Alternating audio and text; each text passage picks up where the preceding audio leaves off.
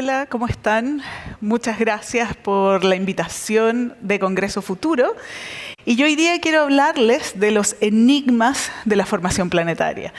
Y son varios, y algo que nos sucede en ciencias es que partimos con una pregunta, un enigma, quizás resolvemos algo y rápidamente se nos abren 10 enigmas más. Y un poco les voy a mostrar de eso también hoy día. Y no sé si ustedes han disfrutado nuestros cielos alguna vez. A lo largo de todo el país, en una noche despejada, es posible ver una infinitud de estrellas. Vemos nuestra Vía Láctea, las nubes de Magallanes. Y no sé si sabían, pero ahora, a la fecha, hemos logrado juntar tanta estadística respecto a la presencia de planetas que orbitan otras estrellas, que podemos decir que más de la mitad de estas 100.000 millones de estrellas que existen en la galaxia albergan sistemas planetarios. Es increíble pensar en eso, así que la próxima vez que miren las estrellas, acuérdense que la mitad de ellas al menos tiene planetas. Y les quería mostrar la evolución de cómo partió esto cuando yo entré a la universidad.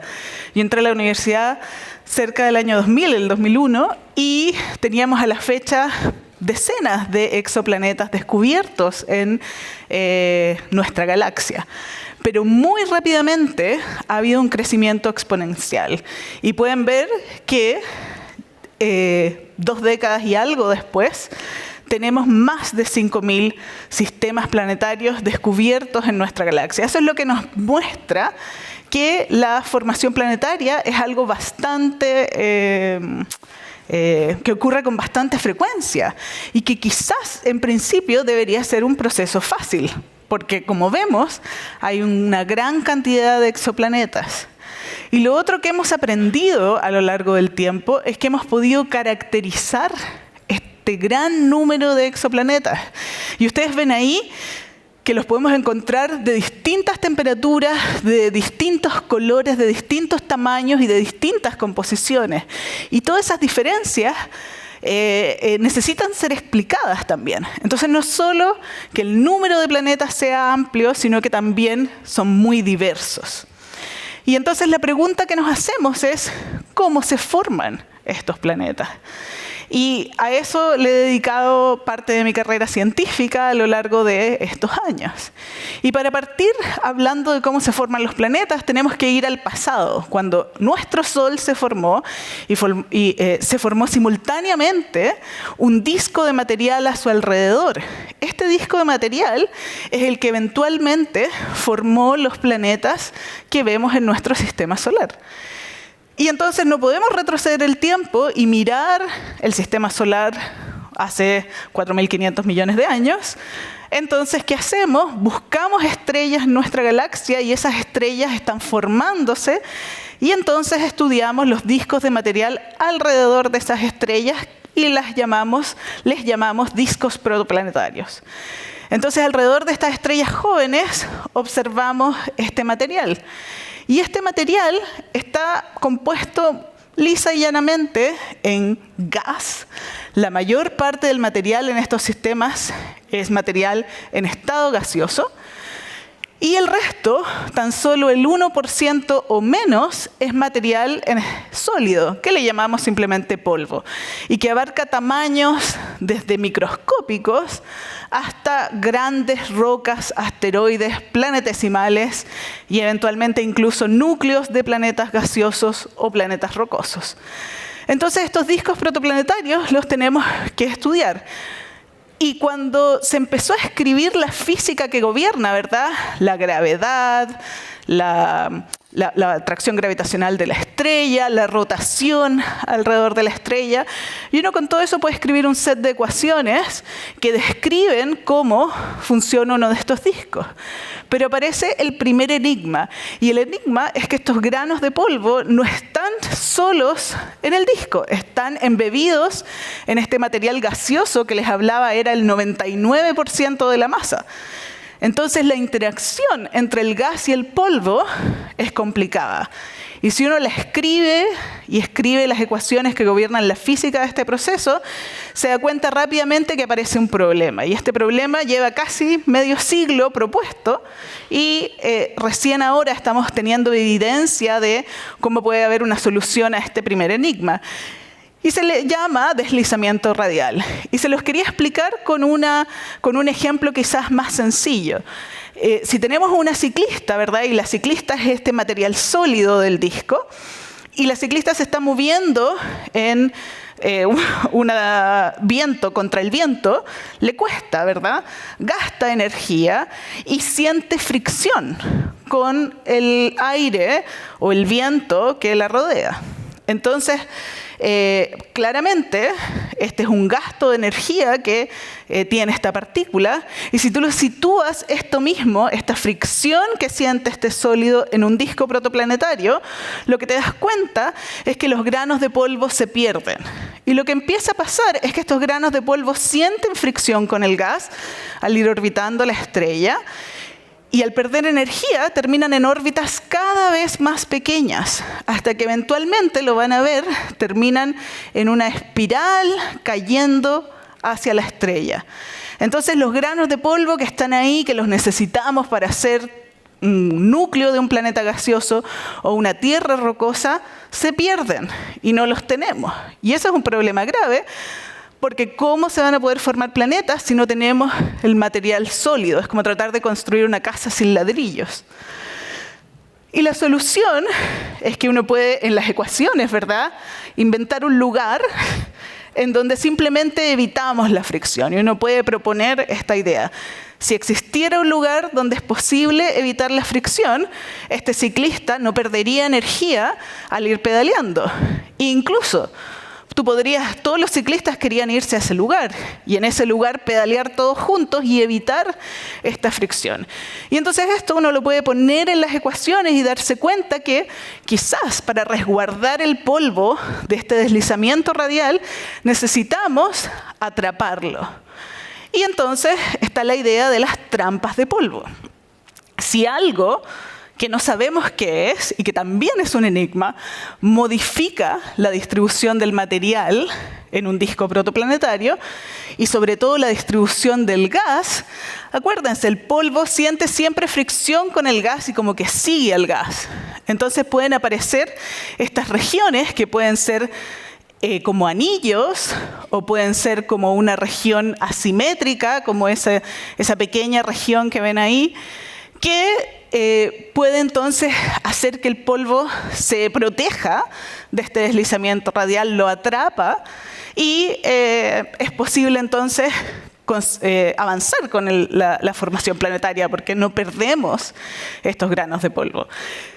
Y entonces lo interesante es que todo esto se había propuesto de manera teórica, se habían hecho muchos avances teóricos, pero no teníamos algo fundamental, y que es evidencia empírica. Y gracias al telescopio ALMA, instalado en el norte de nuestro país, que ha revolucionado el estudio de discos protoplanetarios, es que podemos ver esto.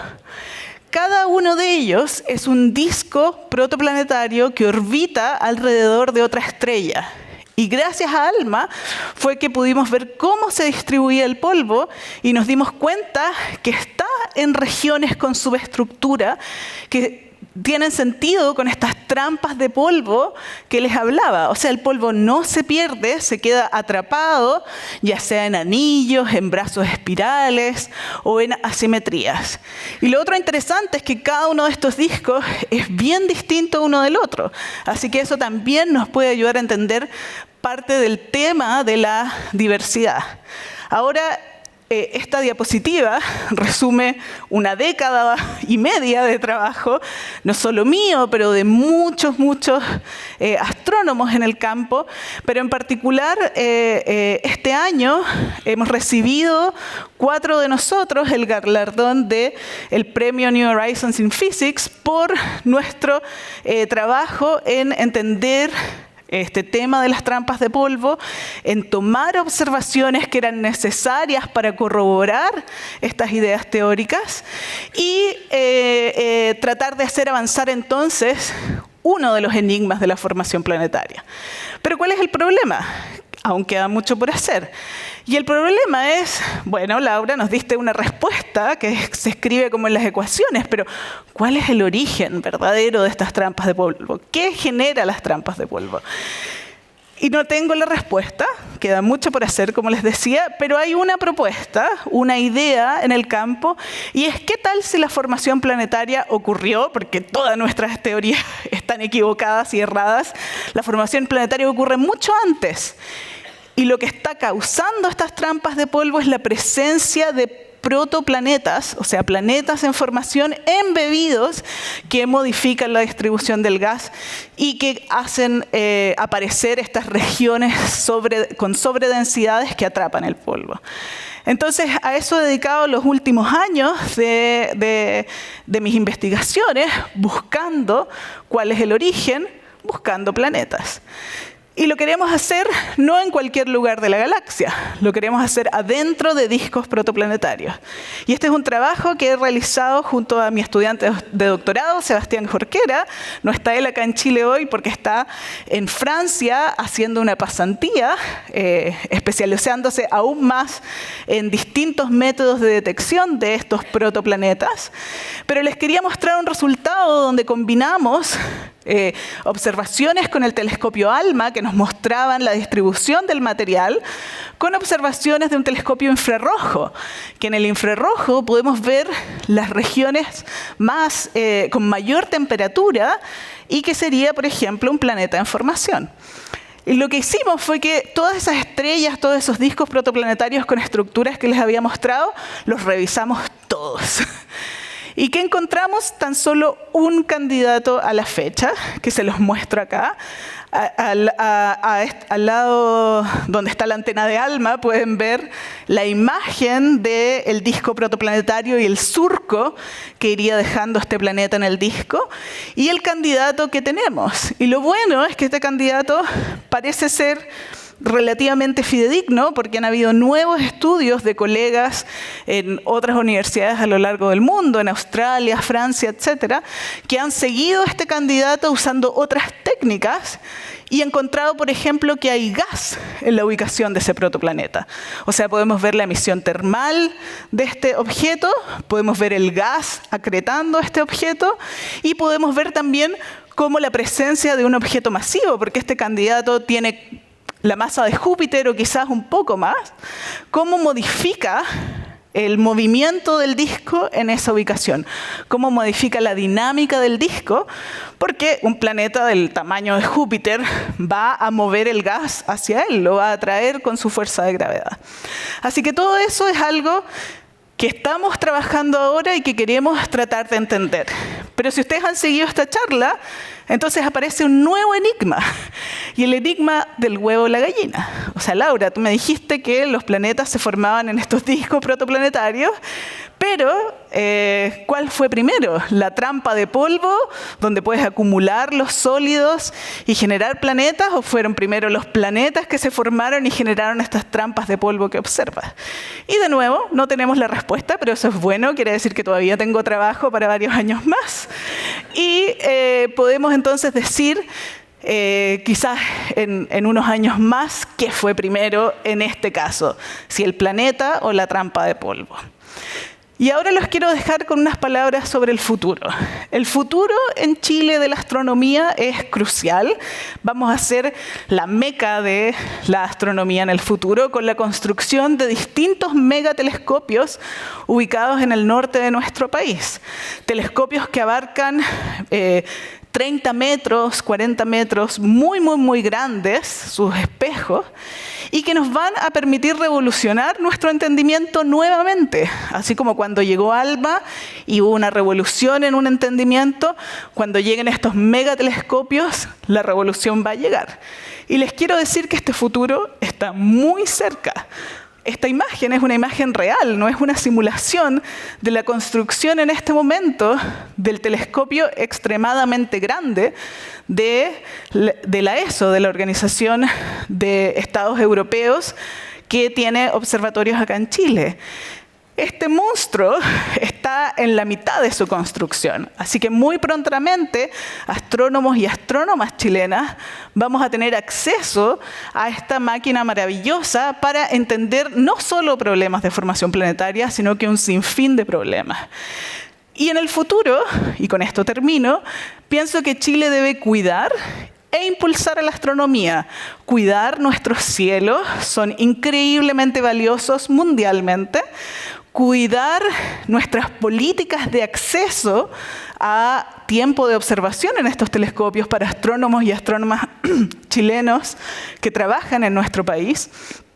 Y por otro lado, ¿por qué no soñar? ¿Por qué no soñar en un impulso donde creemos una agrupación grande, un instituto grande de astronomía dedicado a entender problemas de astrofísica con las herramientas teóricas y observacionales que tenemos en el país? Y con eso los dejo. Muchas gracias.